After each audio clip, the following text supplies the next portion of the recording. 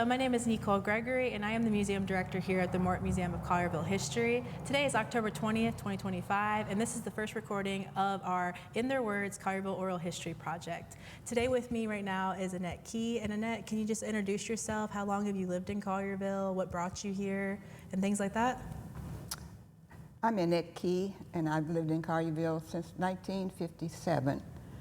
My family moved here from Fayette County, and for my stepfather's job brought us here. So I've been in Collierville since that time. I've enjoyed living in Collierville and saw many changes in the years that I've been living here.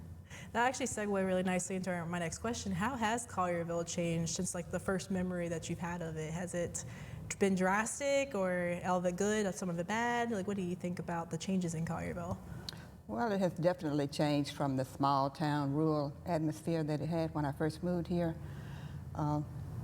We still had people coming, I think we still maybe had the cotton gin and all the other rural aspects here in Collierville, and all the people from the rural areas came to Collierville just to do all of their trading and everything. It was a small town, very small at that time, considering the proximity to Memphis and other big cities. Collierville was just like a hometown. In fact, a lot of people called it Hooterville or something like that. You know, they really didn't respect Collierville as a city. It was just a rural town. It has changed a lot in the last 40 years.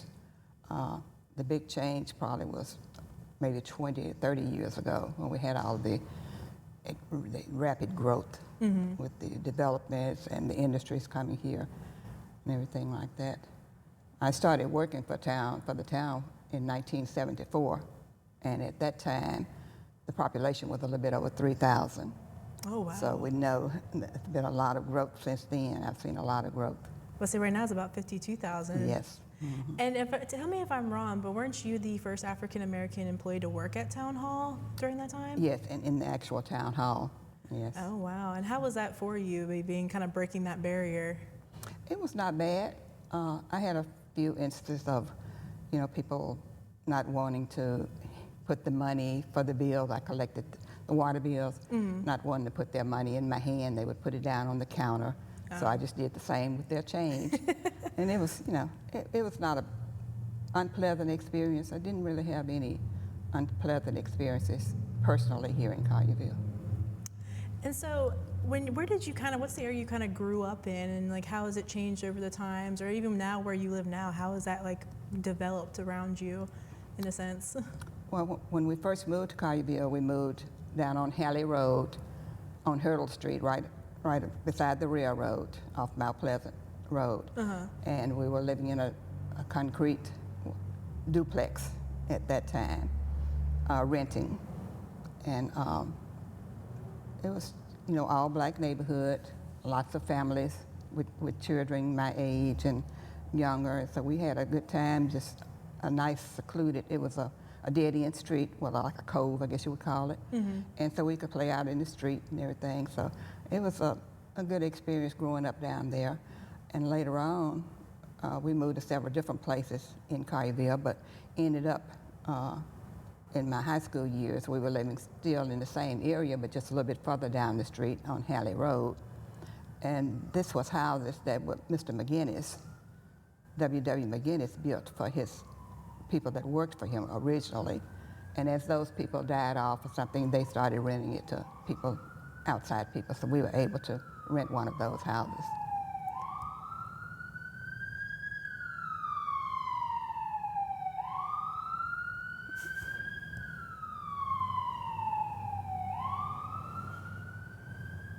Never fails.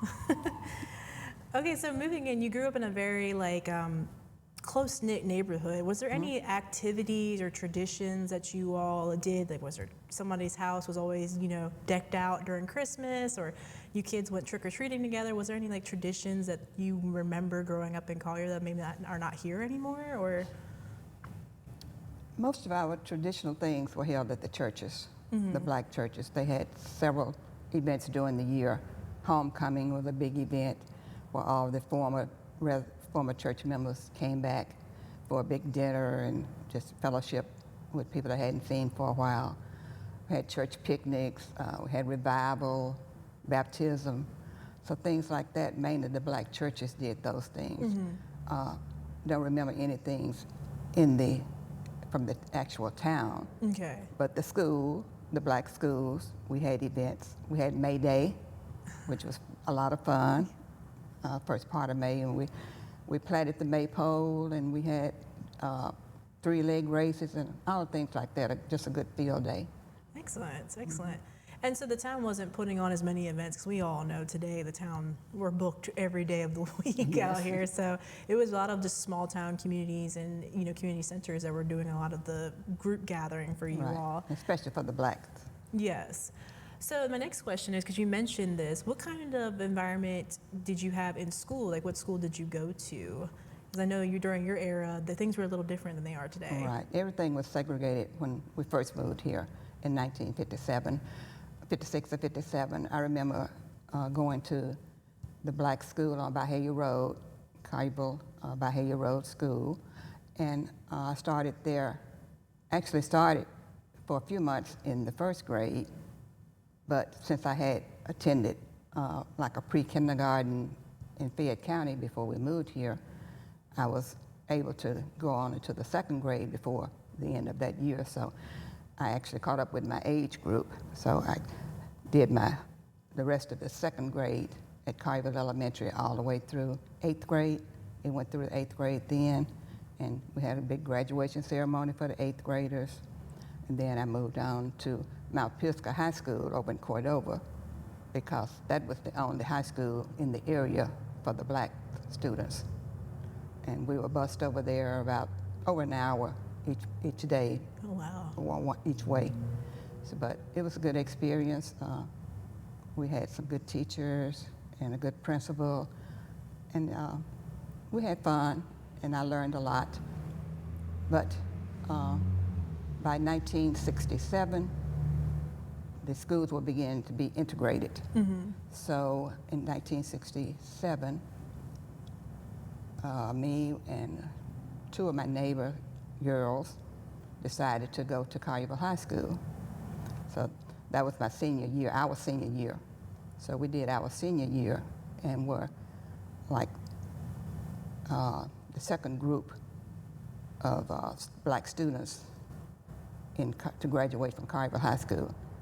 The year before, a student had moved here from Jackson, Tennessee. So she and her family decided to go to Collierville High School, and she was the actual first graduate. Only one black girl that graduated from Collierville High School in 1967. And then in 1968, 3 black girls graduated from Collierville High School. And you were one of them? Yes. Excellent. And how did you feel when you heard about the Collierville Bahia School burning down? That was devastating, because it was a historic building. We had great times there, and we had plans the community had plans to maybe make it some kind of a community center or something like that, and preserve the history and have a meeting place for our people. But unfortunately, it burned down, and that was lost. A lot of history was lost. Yeah, I bet. And I think the principal was Principal Armour, I think? Professor Armour, we called him. And how do you, I've heard nothing but good things about him. Do you remember any personal stories about Professor? Well, that he was stern, but he was a great teacher, a great mentor. And he always had his little sayings that were encouraging to the students. He would say, if you can't be the moon, be a star. If you can't be a star, be the best, whatever you are. So things like that. He encouraged us. He was very intelligent and kept going even though he was almost blind. And I do remember one time getting the brunt of his discipline, because he had this strap that he had personally made by Charlie Bojagini, who owned Charlie's Shoe Shop. Oh, yeah. So he had a leather strap, and that was the ruler. And I didn't do anything personally to come under that ruler, but there was some talking or something going on in the room while our teacher was out, so everybody had to go. You know, you didn't, you know, if nobody told who did it, everybody just took the punishment. So that was the only time that I was punished by the principal. Okay, but you still seem to have a lot of respect for yes, him. we all had respect for him, even though he did, you know, rule with an iron fist or his leather fist, his leather strap. We had a lot of respect for him. Yeah. Well, I'm glad to see that he still has such an impact on the community. But switching gears here, I mean, let's talk about the most iconic part of town of Collierville. I mean, it's obviously the square.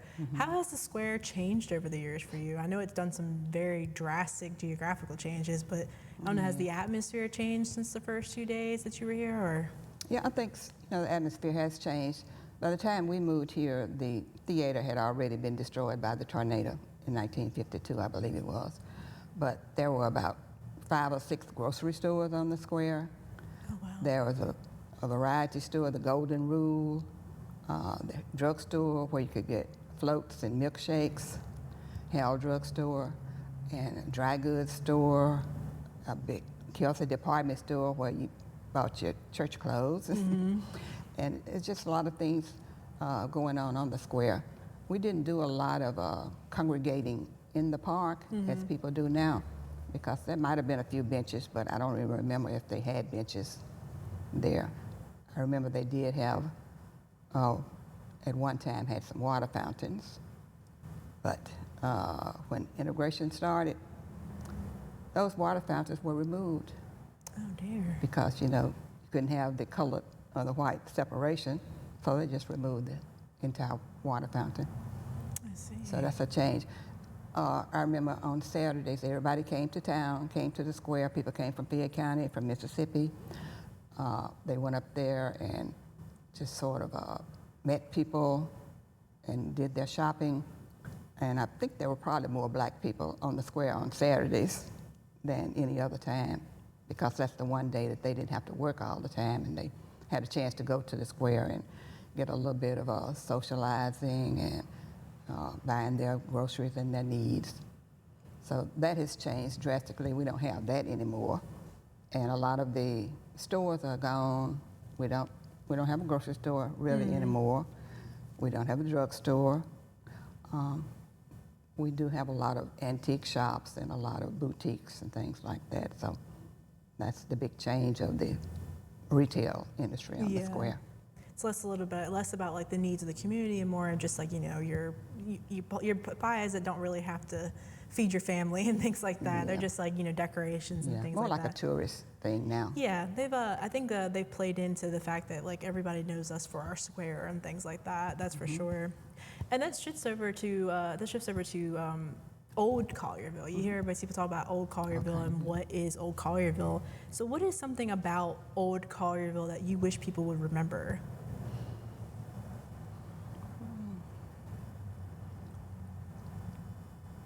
I don't know, maybe just the, still a pretty safe place, but the safety aspect. You know, you didn't worry about locking your doors. I was a latchkey kid, and we lived probably a mile, maybe a mile and a half from the town square.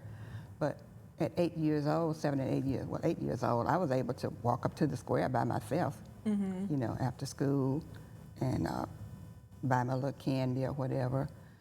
And the people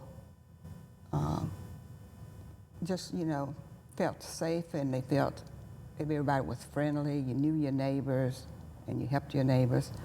So that's a part of Old Collierville that I think a little bit of it is still here, but I've tried to learn all of my neighbors on my, you know, my immediate street, but the street over, I don't know them.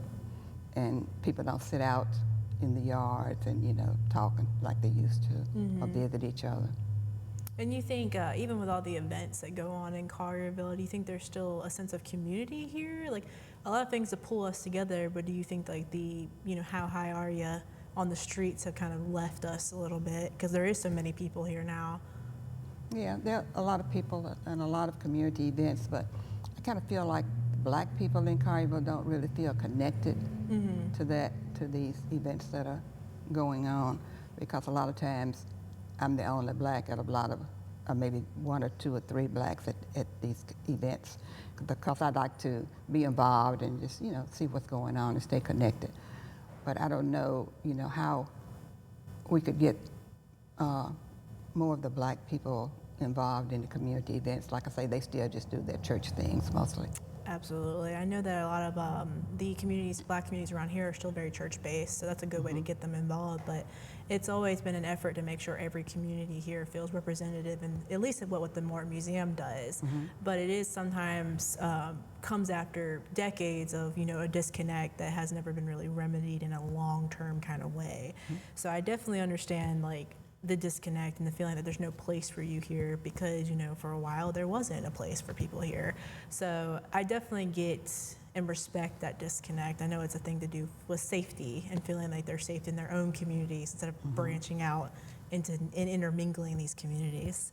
But to get to a more, upbeat topic, do you have any favorite or funny memories in Collierville? Something that just cracks you up every time you think about it, or? Some of it is working at Town Hall, and I did the water billing. I started off doing the water billing, and the way I happened to start working at Town Hall, I had graduated 4 years earlier, or 5 years earlier, and I started working at a little factory in Collierville, and I was on vacation, and I got a phone call from the secretary at the school, and she said, there's a job opening at Town Hall for a clerk. So would you like to apply for it?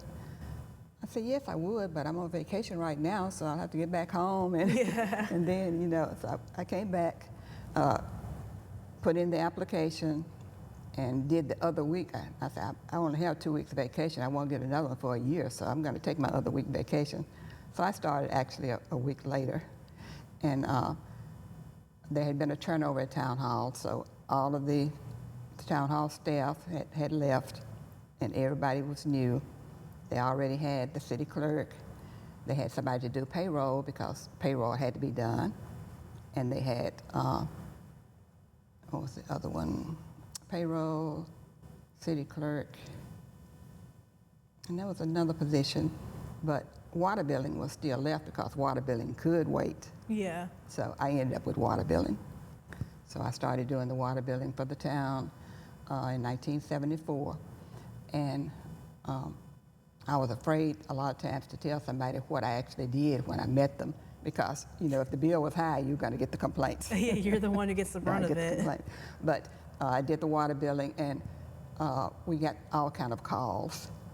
We had somebody call and said, there's too much chloride and fluorine in my water. She meant fluoride and chlorine. And we had somebody call and say, my water's running out of my faucet crooked. We never did figure that one out. But that's some of the funny things. And then some of the events, we had this ice storm, major ice storm out in Shelby County. Yes. So Collierville was shut down, but I lived only a mile from Town Hall, so I had to go in to work. The people that lived in Moscow and other areas, they didn't have to come in.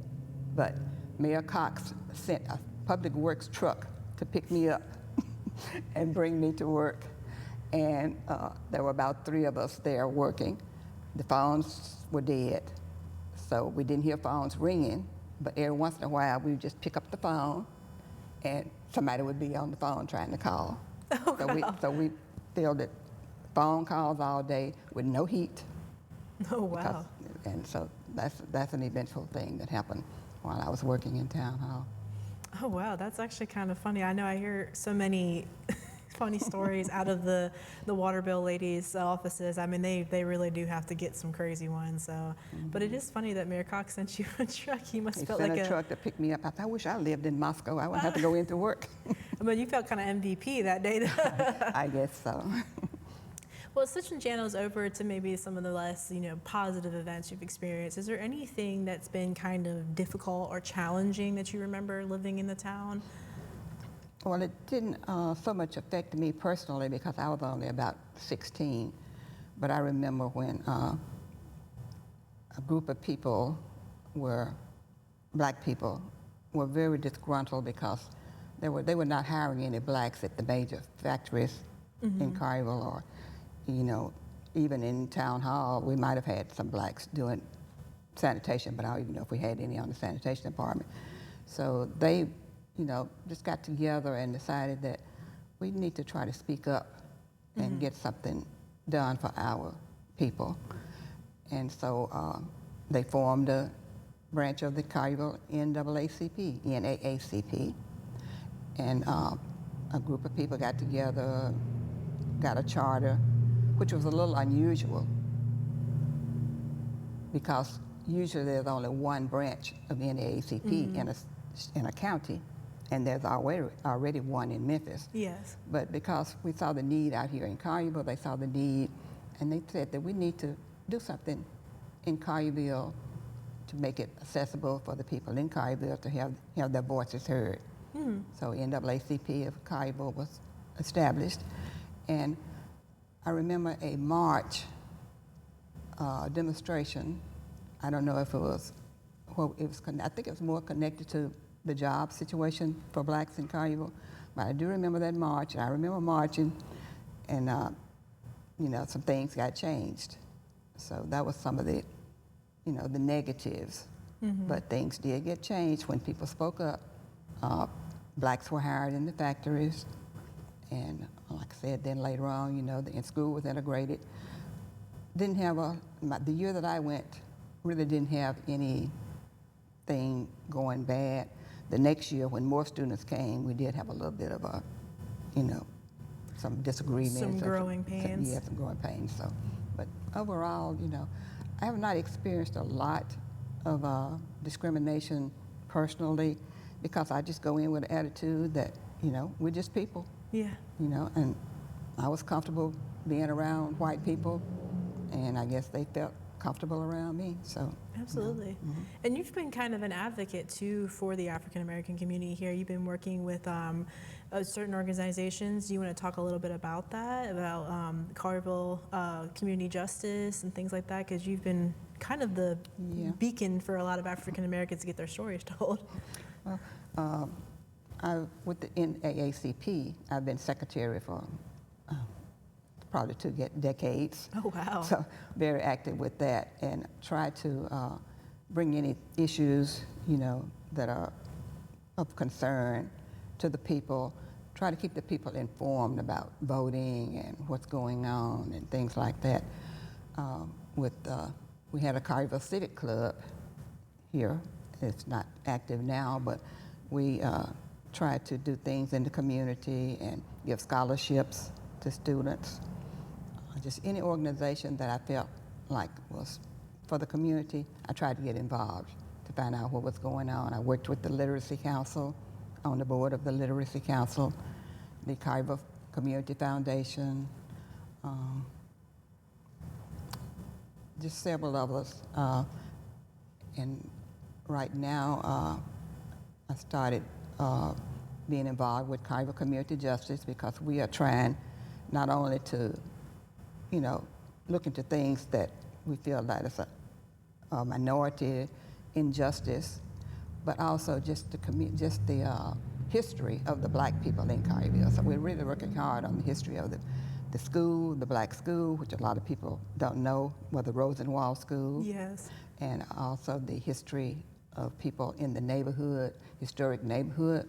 Like the first subdivision that I live in, Alcorn, was the first subdivision that was built specifically for blacks. It said colored subdivision across the blueprint, the plan for the site plan for the subdivision. So we're getting that history made, you know, known to the residents, and try to just get people interested in preserving and remembering and the black history, because Collierville has a good, you know, black history. A lot of people, we have a lot of prominent black citizens. We have a colonel that's retired from the Army. We have just battalion fire chiefs, a lot of people, that our Black people don't really know about. Absolutely. And is there anything from those stories, all your time working with the different groups and organizations, is there any particular story you feel like more people in Collierville should know about or be aware of that you would like to highlight maybe?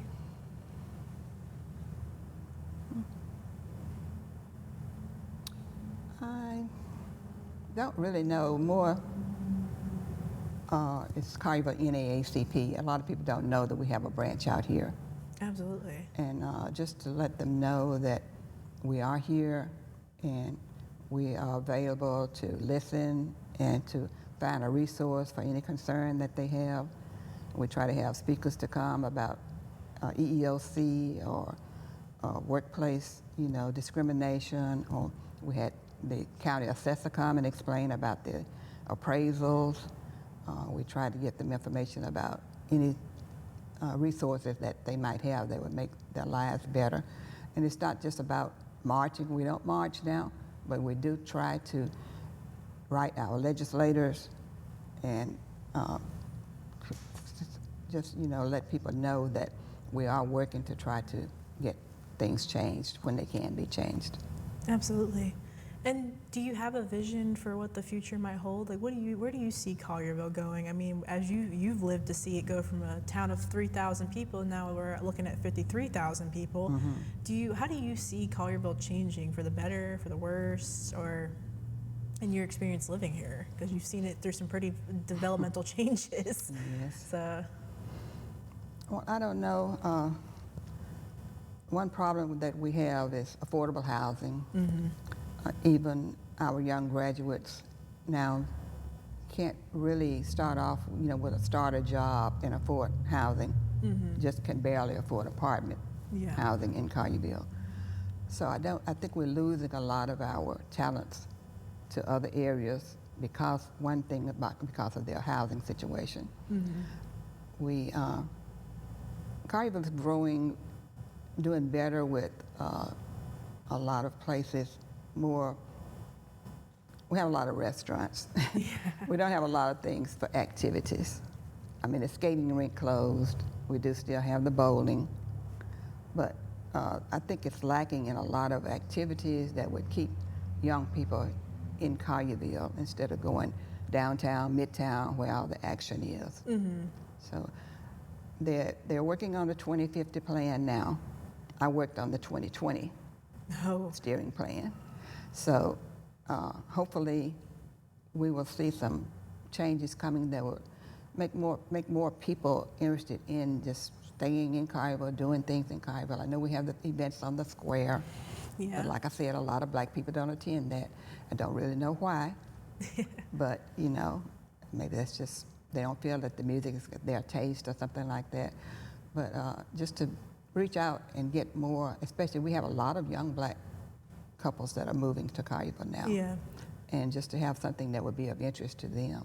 We need a good banquet hall area where we could have, activities like that. So I just hope that in this 2020 plan that it comes up that we will have more than just antique shops and restaurants. Mm-hmm.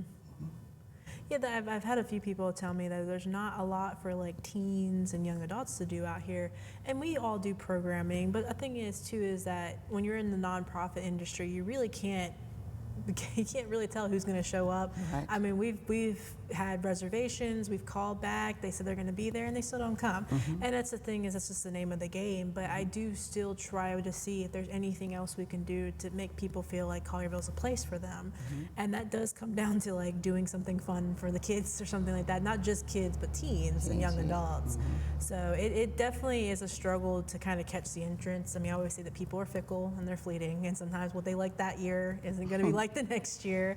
I mean, but we also, for example, we worked together on the Alcorn Village exhibition we did last year, and I was so surprised to see how many people came to the opening exhibition. I don't know about you, were you shocked how many people came? Because you've seen some of our big exhibition openings, and then you've seen some of our, you've seen some of our lows. Mm-hmm. So I don't know, were you surprised how many people actually just kind of showed up for us on that one, or? Well, I did my job of trying to promote it. Absolutely. And get attendance, because people really need to know, they didn't know And a lot of people still don't. And a lot of people still say they're interested in learning more about those exhibitions. Collierville is doing a good job on sports, Yes. but the drawback is the cost. Yes. So, a lot of people just can't afford to have their kids in some of the sports that they would like to be in. Absolutely. I don't know I don't know the answer to that. Absolutely. Yeah, but I mean, I know pickleball is flaming out right now, and they do a yeah. lot of that. yeah, adults on that and Yeah. seniors. I don't think a lot of young people are No, interested in that. I think that we try to get people to sign up for volleyball and softball and all that stuff, and even then, it's just a matter of costs one thing, and then people just not wanting to spend the brutal summers down here playing softball, and that's coming from someone who played softball. Yeah. It's I wouldn't have wanted to done it in the 105-degree temperature, but. I mean, my final question, I guess, are there any stories you wanted to share that we didn't cover, or maybe you feel like people should know more about?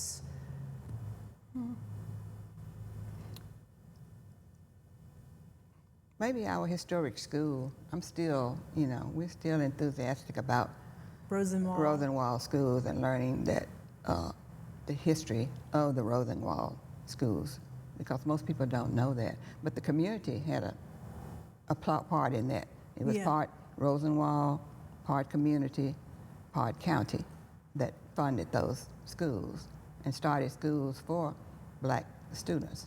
And they were great schools. I mean, it only started off with maybe 3 or 4 teachers. They still were good schools, because my first school that I went to, it was a 2-room church school with 2 teachers for all grades.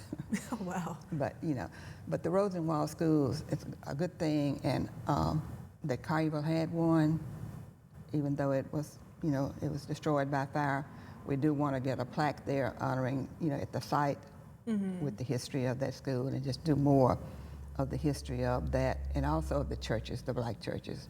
Yeah. Our black churches have a great history. Most of them are over 150 years old, over 140 years old I think at we went least. to the celebration for the one that's in Alcorn Village. Yes, St. James. Yeah, St. James, and they were so kind to invite us, and it's such a special moment for everybody there that school's been around for as long as this church has been around. So it's pretty prolific, and I feel like so many people outside that community don't really know about what's going on over there. That there's still very much history planted in that area as well. But. So, I mean, in the Rosenwald School, I mean, a lot of people don't even know it as the Right. Rosenwald No, School. they don't. Even the students that attend it. Yes. Yeah. I know everybody has their own little, quirky names for things, or they just heard, that's all how they always heard it. So, well, I think that's all I think I have. If there's any other tidbits you want to add to the end of this, or? No, I just want to say that I was one that, I guess I was nosy. If I saw something in the paper, and I've always taken the newspaper, and any articles that I could read about something going on, when I found out that this organization was being chartered, like I'm a charter member, I was a charter member of the Collierville Civitan Club. I found out it was being chartered, so I joined. Became a charter member and stayed with it until it disbanded. When I find out something is going on, like the museum things, I like to go and see for myself. Yeah. And if I can get involved, if I feel like I can be a help, or it will help me to help somebody else, I go and I learn and I share. So I like to share my experiences and my knowledge with my community especially. And I have a passion for seniors, and especially for helping our seniors. Absolutely. I mean, that's good advice just for the public in general. Just get involved, and then they'll be able to sit across from the next museum director and tell their story. Because again, you've seen so many fundamental parts of Collierville, and we'll probably continue, hopefully, for a very long time to see more changes in Collierville, hopefully for the positive. So, but I thank you so much for coming. I mean, when we were thinking of this project, you definitely were on the top of our list to interview. So I want to thank you so much for being here and sharing your story, and we might bring her back for a part 2, who knows. But thank you for watching. This has been Nicole Gregory at the Mort Museum of Collierville History with the In Their Words Collierville Oral History Project.